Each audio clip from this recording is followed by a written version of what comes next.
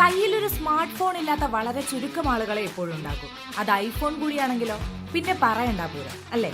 Apple iPhone സ്വന്തമാക്കാൻ ആഗ്രഹിക്കാത്ത ആളുകൾ വളരെ കുറവായിരിക്കും. അത്രയ്ക്കുണ്ട് പലരുടെയും ആപ്പിൾ.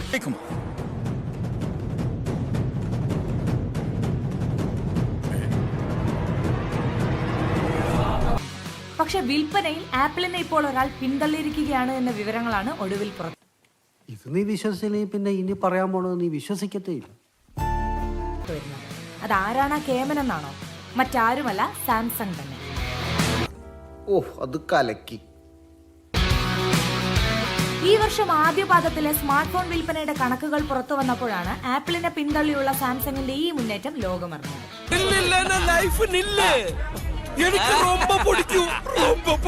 കണ്ണീര് തുടച്ചിട്ട് കുറച്ചുകൂടി വിശ്വസിക്കാൻ തോന്നുന്നു. സാംസങ് മുന്നിലെത്തിയത് മുൻവർഷത്തെ അപേക്ഷിച്ച് ആപ്പിളിന്റെ വിൽപ്പനയിൽ 13% കുറവ് വന്നതും സാംസങ്ങിന്റെ മുന്നേറ്റത്തിന് കാരണമായി. പക്ഷേ ശരാശരി വിൽപ്പന വിലയുടെ കാര്യത്തിൽ മുൻവർഷത്തെ അപേക്ഷിച്ച് 2% വളർച്ച നേടാൻ ആപ്പിളിന് കഴിഞ്ഞിട്ടുണ്ട്. കൗണ്ടർ പോയിന്റ് റിസർച്ച് പുറത്തുവിട്ട കണക്കുകളാണ് ഇക്കാര്യങ്ങൾ വ്യക്തമാക്കുന്നത്.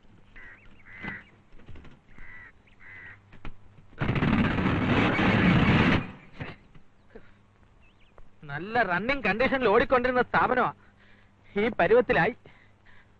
കൂടുതൽ വീഡിയോകൾക്കായി സബ്സ്ക്രൈബ് ടു വിക്ടാരീസ്.